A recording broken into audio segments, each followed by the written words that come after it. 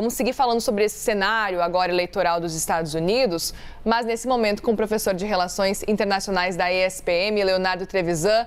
Oi, professor, muito bom dia, viu? Bem-vindo. Bom dia, Muriel. Bom dia a todos que nos escutam. Professor, vamos começar analisando o cenário de momento atual agora na campanha dos Estados Unidos. Tivemos nessa semana um momento importantíssimo, o primeiro encontro presencial de Kamala Harris e Donald Trump. E não só isso, o primeiro debate entre os dois, que tudo indica que deve ser realmente o único debate, pelo menos até o momento. Mas a gente está diante de um cenário em que a maior parte dos eleitores, pelo menos as pessoas que votaram nas pesquisas feitas pela CNN, mostram que Kamala Harris teria vencido o debate. Mas esse debate acontece 2 meses aí antes das eleições, que começam só no mês aí de novembro. Nesse momento, o que a gente pode analisar dessa corrida eleitoral? É muito cedo ainda para tomar qualquer postura, fazer qualquer avaliação diante de uma eleição que só acontece em novembro, professor?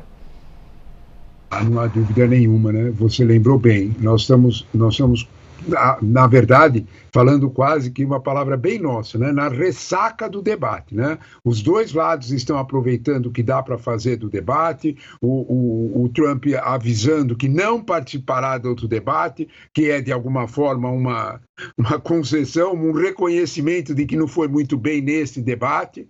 Porém, Muriel, que se a história das eleições nos ensinam alguma coisa, debate é uma coisa, urna é outra. Né? A Hillary Clinton, para ficarmos na última eleição homem e mulher, né, que não foi com Biden, e Biden também aconteceu isso. Né? A Hillary Clinton venceu os 3 debates de forma unânime, todos reconheceram. Muito mais lógica a argumentação dela, muito mais concisa a forma de apresentação, deixando Trump sem resposta. Ok, tudo bem. Precisa perguntar para o senhor eleitor o que é que ele achou. Né? E é um eleitor que não atende à pesquisa, é um eleitor que fica quieto na casa dele, que às vezes nem sequer se movimenta. É deste ponto que nós estamos falando. Né? Os resultados desse debate tocam diretamente em convencimentos, tocam em atitudes e preconceitos absolutamente consolidados, que é muito difícil qualquer argumentação racional enfrentá-los. Todos sabem disso. Né? Kamala sabe disso, os assessores sabem disso, tanto que, se você observar, eles não foram para grandes comemorações do debate. Né? Eles reconheceram que saíram-se bem, reconheceram que ela cumpriu sua função.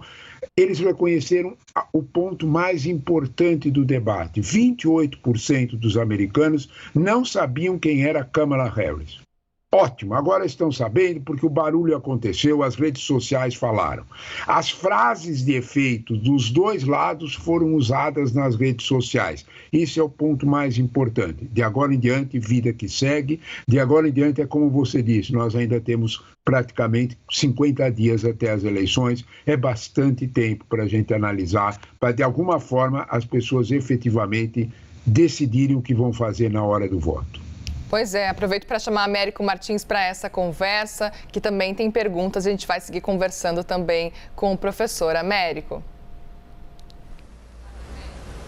Muito obrigado, Muriel. Professor, muito obrigado pelo seu tempo. Sempre um grande prazer contar com o senhor aqui.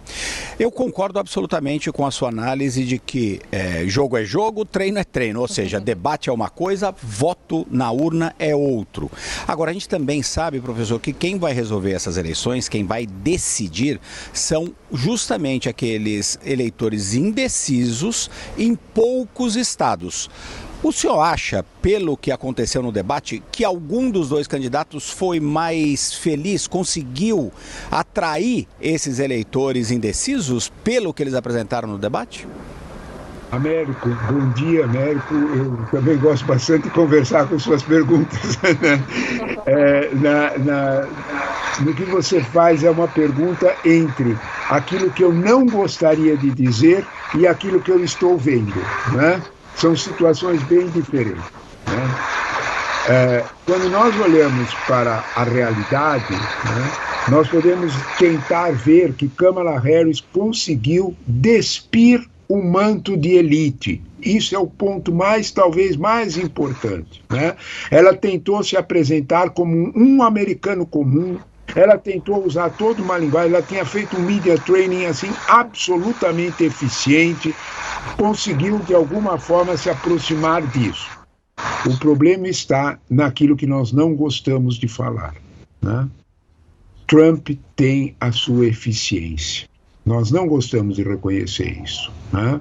Quando ele fala fake news, quando ele fala dos haitianos comendo cachorro, que imediatamente os apresentadores do debate cobraram e disseram: o chefe de polícia de Springfield, o prefeito de Springfield diz que não existe nada, não existe nenhuma denúncia, não há nada disso. Pouco importa. O que importa é a fase do convencimento. É a fala para um tipo de eleitor que gostaria de ouvir aquilo em que ele acredita. E Trump continua eficiente para fazer essa posição. Eu chamo a atenção que horas depois do debate, o vice-presidente Vance repetiu novamente todas as acusações mentirosas e absurdas sobre que estão comendo cachorro, e Trump fez um discurso no Arizona dirigido como se ele estivesse em Ohio, dizendo que os haitianos estão roubando o seu modo de vida. Quando você olha para Springfield é uma cidade, eu fui pesquisar, santo Google, né? Você olha lá para Springfield, ele tem 170 mil habitantes, tem entre 8 e 10 mil haitianos, todos absolutamente legais, com autorização para trabalhar, vindo há mais de 4 ou 5 anos em crises do Haiti que os Estados Unidos receberam totalmente legais, inclusive na era Trump. Quando você olha, isso é a racionalidade. Outra é o que as pessoas querem acreditar. O pai, tudo isso começou porque um acidente de trânsito em agosto de 2023, por uma van dirigida por um haitiano, bateu num ônibus escolar e feriu crianças e uma delas morreu. Isso se transformou. Esse haitiano, foi condenado pelo acidente, vai cumprir 9 anos de cadeia. O pai da criança que morreu fez declarações enfáticas pedindo que não gerasse ódio, porque foi um acidente de trânsito. Nada disso importa. O que importa é o convencimento, como o vice-presidente fez no dia seguinte. A questão que nós temos é aquela que o Muriel levantou logo no início do debate, né? Nesses 50 dias, quem é que se comporta mais como convencimento? Kamala, no debate, conseguiu se apresentar e se despir do manto da procuradora-geral, se despir do manto da elite americana acadêmica, fez tudo isso. Trump também fez. Trump também repetiu tudo aquilo para falar com os seus eleitores. Os 2 estados que nós estamos falando, os 6 estados pêndulos, 2 deles, que são os de maiores votos, Wisconsin e Pensilvânia, estão exatamente com uma população que crê nessas situações mentirosas à frente. Trump continua com 2 pontos à frente. Isto sim, Muriel, repete os resultados de 2016 e, de certa forma, não os de 2020, quando Biden conseguiu romper um pouco os limites nesses estados. É curiosa essa situação, mas ela é indicativa de que nós estamos, talvez, olhando para as eleições não necessariamente como elas são, e apenas como a gente gostaria que fosse.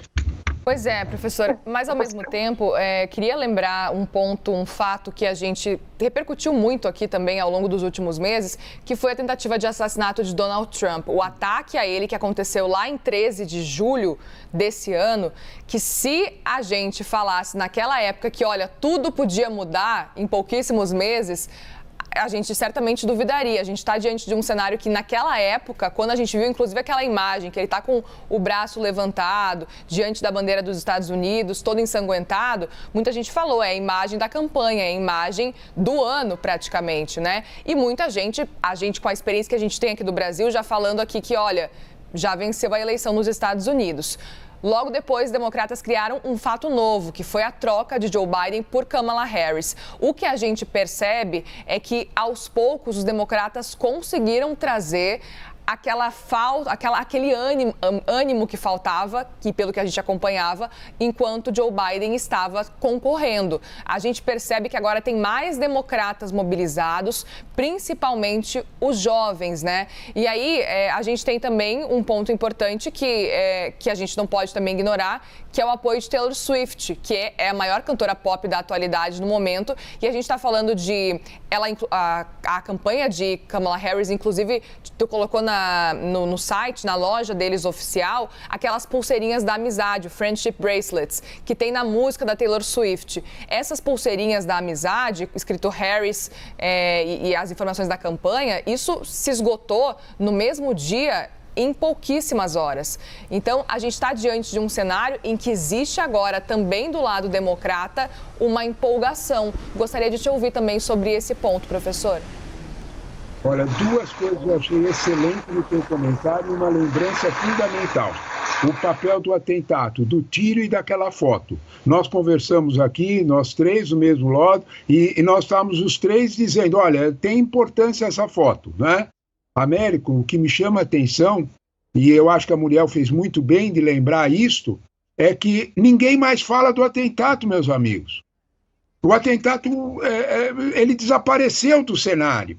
Em outras palavras, aquela atitude consolidada, aquele pensamento absolutamente, eu não vou nem usar a palavra consolidado, calcificado, ele é mais forte do que um atentado, Muriel. O atentado fica em segundo plano. O que você constatou foi o seguinte, na turma do Trump, nem o atentado os move para nada. Eles têm um convencimento. Quem se moveu, e você tem toda a razão, ao criar um fato novo, foi o pessoal da Câmara, foi o pessoal da substituição do Biden, que mudou completamente o espírito da campanha. Nós temos que lembrar sempre o tom da Convenção Democrata. O tom da Convenção Democrática foi vender esperança. Eles conseguiram isso. Eu também concordo que o apoio da Taylor Swift é fundamental para movimentar. Eleições são ganhas pelos jovens. Isso em qualquer lugar do mundo, desde a Grécia Antiga. Então você olha e é eles que fazem o barulho. É o impacto da nova geração, não da geração que já se foi. Então, quando nós olhamos para esse quadro, sem dúvida nenhuma, a Câmara tem, vamos dizer desta forma, o fator surpresa, a Câmara tem o fator esperança, a Câmara tem, de alguma forma, o motor da campanha. Apareceu tudo isso no debate. O receio dos analistas mais experientes nos Estados Unidos é de que se repita os episódios de 2016, que eram episódios em que nós tínhamos uma situação. David Brooks, no New York Times, fez uma lembrança muito interessante anteontem num artigo. Na primeira semana de setembro, Kamala Harris tinha 2 pontos à frente de Trump, no 1,9 para ser exato.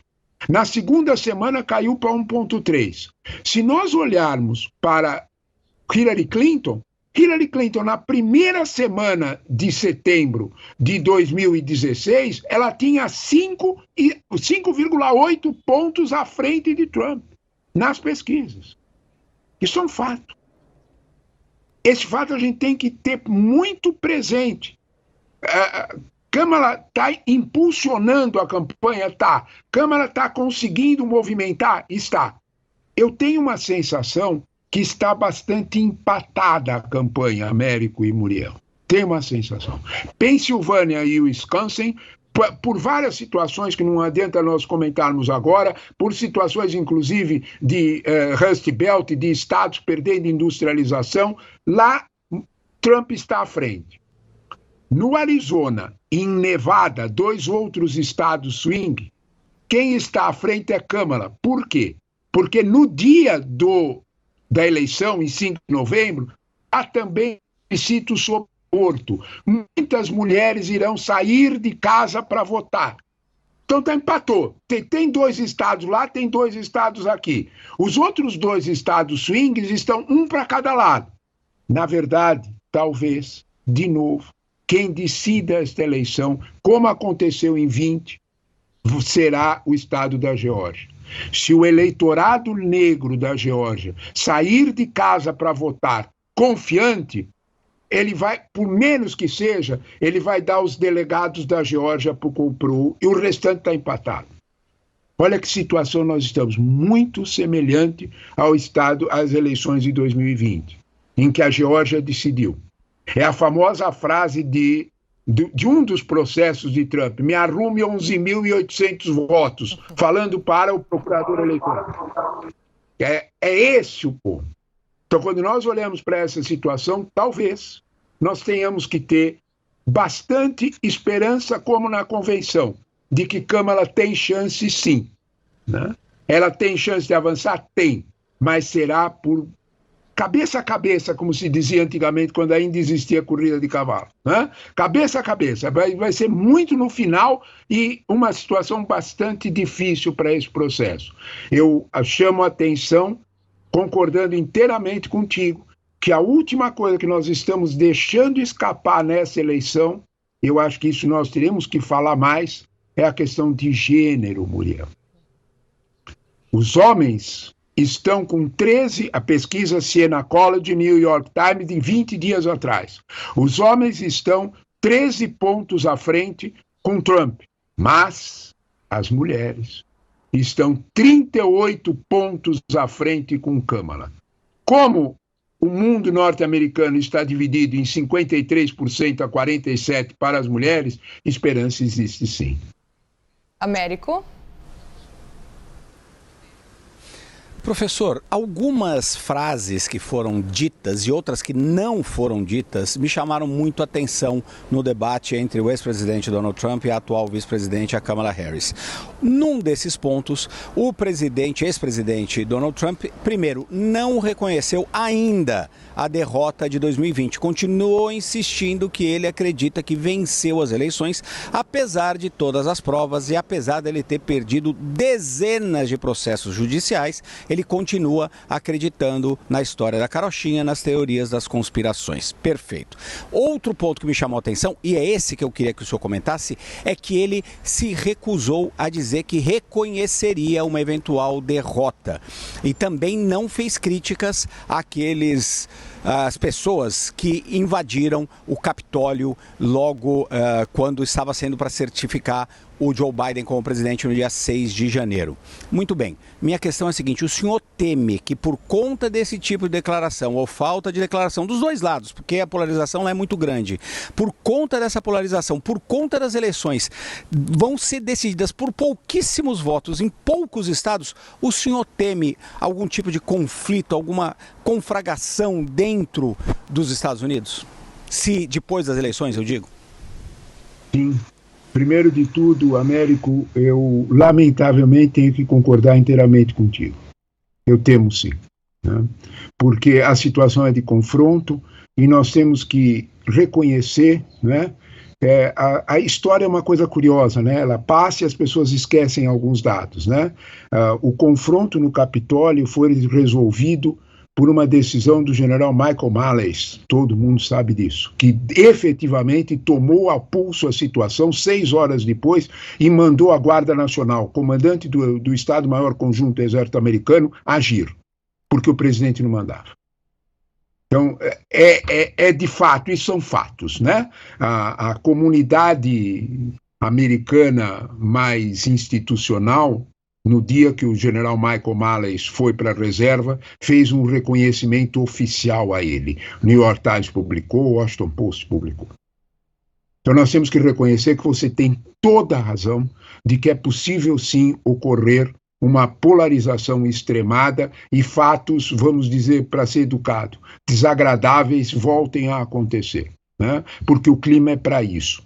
É exatamente isso a nossa primeira pergunta. O vice-presidente, horas depois do debate, repete todas as mentiras sobre Springfield e cria uma comoção em Springfield. O New York Times de ontem fez um artigo mostrando que várias escolas de Springfield, os pais não estão mandando as crianças para a escola porque tem medo de que as crianças sejam atacadas pelos haitianos. É delírio.